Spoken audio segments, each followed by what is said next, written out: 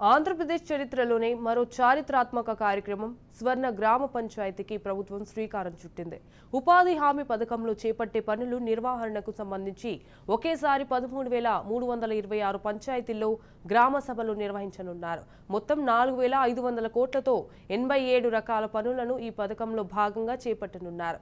వాటి వివరాలు తెలుసుకునే బాధ్యత ప్రజలకు ఉంటుందని, అందుకే గ్రామ సభలు నిర్వహిస్తున్నట్టు గ్రామీణాభివృద్ధి మంత్రి పవన్ కళ్యాణ్ తెలిపారు.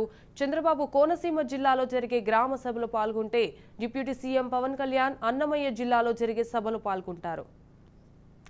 ఎన్డీఏ కూటమి భారీ విజయం తర్వాత మూడోసారి ముఖ్యమంత్రిగా బాధ్యతలు స్వీకరించిన నారా చంద్రబాబు నాయుడు కాసేపట్లో అంబేద్కర్ కోనసీమ జిల్లాకు వెళ్లనున్నారు. MGNREGS కింద గ్రామాల్లో అమలు చేసే ఉపాధి పనులు నిమిత్తం రాష్ట్ర వ్యాప్తంగా నిర్వహించనున్న గ్రామ సభల ప్రారంభ కార్యక్రమంలో పాల్గొంటారు.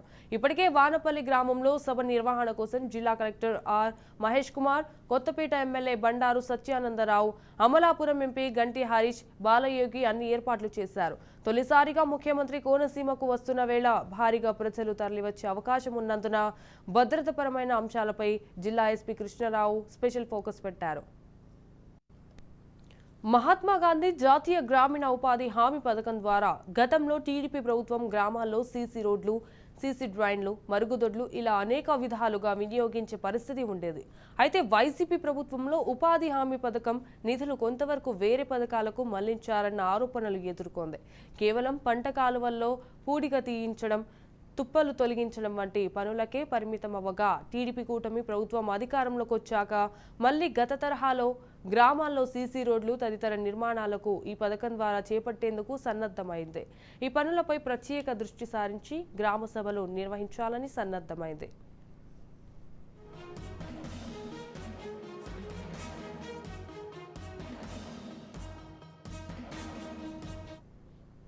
మహాత్మా గాంధీ జాతీయ గ్రామీణ ఉపాధి పథకం 2024 నుంచి 25 ఆర్థిక సంవత్సరానికి సంబంధించి శుక్రవారం రాష్ట్ర వ్యాప్తంగా గ్రామ సభలు నిర్వహించాలని ఇప్పటికే రాష్ట్ర ప్రభుత్వం ఆదేశాలు జారీ చేసింది. ఈ క్రమంలోనే గ్రామాల్లో చేపట్టాల్సి ఉన్న పనులను గుర్తించాలని జిల్లా కలెక్టర్లు ద్వారా ఆదేశించిన ప్రభుత్వం ఈ పనుల నిర్వహణ కోసమే ప్రతి గ్రామంలోనూ గ్రామ సభ నిర్వహించాలని సూచించింది. ప్రతి గ్రామంలోనూ అంగన్వాడీ కేంద్రాల నిర్మాణం, తుపారో షెల్టర్ నిర్మాణం, పాఠశాలల ప్రహారీ నిర్మాణం, పశువుల షెడ్లు, ఉద్యాన పంటలు వేయించడం, సీసీ రోడ్లు, సీసీ డ్రైన్లు, కమ్యూనిటీ శానిటరీ కాంప్లెక్స్ ఇలా పనులకు ప్రతిపాదనలు సిద్ధం చేయాలి అధికారులకు ఆదేశించారు. వీటిని గ్రామ సభల్లో ప్రతిపాదించి వాటి అమలుకు పంచాయతీలు తీర్మానాలు చేయడం, తద్వారా త్వరితగతిన పనులు చేపట్టడం తదితర అంశాలపై ప్రభుత్వం దృష్టి సారించనుంది.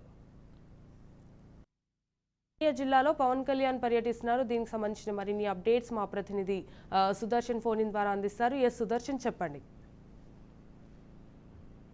గ్రామ పంచాయతీలకు జవసత్వాలు తేవడంలో భాగంగా కొత్తగా ఏర్పడినటువంటి కూటమి ప్రభుత్వం ఆ విధంగా ప్రయత్నాలు చేస్తుంది. అందులో భాగంగానే గ్రామీణ ఉపాధి హామీ పథకం కింద వచ్చినటువంటి నిధుల కేటాయింపు, అలాగే వాటికి సంబంధించిన ఖర్చులకు సంబంధించి ఎలాంటి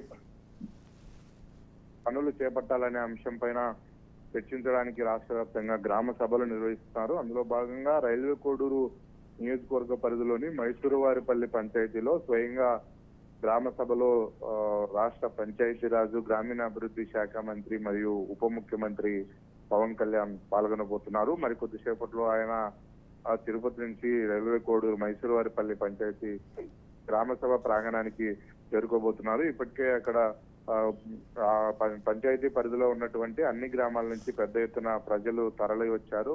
రాయలసీమలో ఉన్న అతి కొద్ది మేజర్ పంచాయతీల్లో మైసూరువారి పంచాయతీ కూడా ఒకటి. ప్రతి నియోజకవర్గంతో పాటు ప్రతి మండలానికి ఒక 20 లక్షల రూపాయలు, అంటే ప్రతి పంచాయతీకి 20 లక్షల రూపాయల మేర గ్రామీణ ఉపాధి హామీ నిధులను ఇప్పటికే మంజూరు చేశారు. అంటే ప్రతి పంచాయతీలో ఉన్నటువంటి గ్రామాలను బట్టి వాటిని డివైడ్ చేసి అన్ని గ్రామాల్లో సమానంగా పనులు చేసే అవకాశం ఉంది.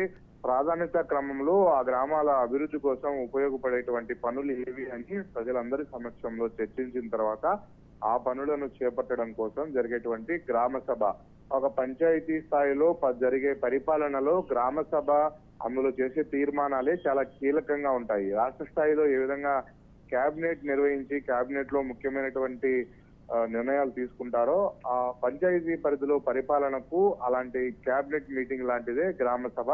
అయితే ఇలాంటి గ్రామ సభలు ఇంతకాలం కూడా నిర్వీర్యమైపోయి కేవలము సర్పంచులే కూర్చొని వాళ్ళకి ఇష్టం వచ్చినటువంటి పనులు రాసుకొని తీర్మానాలు చేసుకొని చేసే పరిస్థితులు ఉన్నాయి. చాలా పంచాయతీల్లో అసలు ఉపాధి హామీకి సంబంధించి తీర్మానం అయితే చేస్తారు కానీ ఏ పనులు చేస్తున్నారు, ఎక్కడెక్కడ చేస్తున్నారు అనేది కనీసం ఆ తీర్మానాల బుక్ లో ఎంట్రీ కూడా కాని అనేక పంచాయతీలు ఉన్నాయి. అంటే అవి ఇష్టానుసారంగా జరిగాయి. ఇప్పుడు ప్రజలందరి సమక్షంలో చర్చ పెట్టి ఏ పనులైతే ఉపయోగకరంగా ఉంటాయో వాటికి ఎంత నిధులు కేటాయిస్తున్నారు అన్నది అంతా కూడా గ్రామ సభల్లో ప్రజల ముఖంగానే జరుగుతుంది. కాబట్టి గ్రామ పంచాయతీల్లో పరిపాలన మొత్తం ప్రజల కళ్ళ ముందే ఉండాలి అన్న కోణంలోనే తెస్తున్నారు. గత ప్రభుత్వం తెచ్చినటువంటి గ్రామ సచివాలయాల వ్యవస్థ ద్వారా మేము గ్రామాలకు అభివృద్ధి చేస్తున్నాము అని చెప్పినటువంటి ఆ ప్రభుత్వానికి భిన్నంగా కౌంటర్ ఇచ్చే విధంగా ఆ గ్రామ సచివాలయాల ద్వారా జరగదు అభివృద్ధి. గ్రామ సభలను సరిగ్గా నిర్వహించి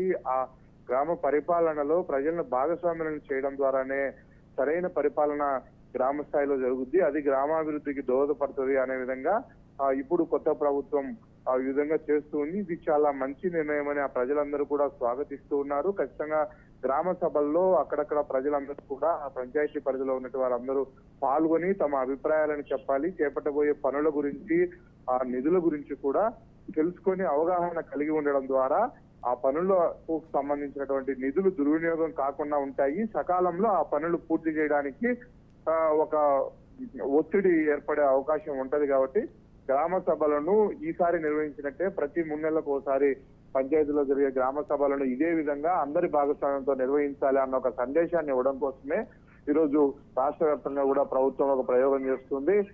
అంబేద్కర్ జిల్లాలో ముఖ్యమంత్రి పాల్గొంటూ ఉంటే అన్నమయ్య జిల్లాలో ఉప ముఖ్యమంత్రి పవన్ కళ్యాణ్ ఈ కార్యక్రమంలో పాల్గొనబోతూ ఉన్నారు. ఇప్పటికే సంబంధించి అక్కడ అన్ని ఏర్పాట్లు కూడా పూర్తి చేశారు. అయితే తను ఒక సినీ హీరో కూడా కాబట్టి అందులో గెలిచిన తర్వాత మొదటిసారి జిల్లాకు వస్తున్నాడు కాబట్టి జిల్లా వ్యాప్తంగా పెద్ద ఎత్తున ప్రజలు అక్కడ గుమిగూడే అవకాశం ఉంటుందన్న ఉద్దేశంతో ముందుకే పోలీసులు హెచ్చరించారు. కేవలం ఇది ఒక ముఖ్యమంత్రి ఉప ముఖ్యమంత్రి హోదాలో ఆయన వస్తున్నాడు కాబట్టి ఆ గ్రామ పంచాయతీకి సంబంధించినటువంటి ప్రజలు మాత్రమే రావాలి, వాళ్ళు మాత్రమే ఈ మీటింగ్ లో పాల్గొనాలి. ఇది పెద్ద భారీ బహిరంగ సభ కాదు, కేవలం ఒక పంచాయతీ కార్యాలయం దగ్గర జరుగుతున్నటువంటి గ్రామ సభ మాత్రమే కాబట్టి ఆ పంచాయతీ పరిధిలో ఉన్నటువంటి ప్రజలకే అనుమతిస్తూ ఉన్నారు. బయట వ్యక్తులను ఉన్ని కూడా అనుమతించట్లేదు.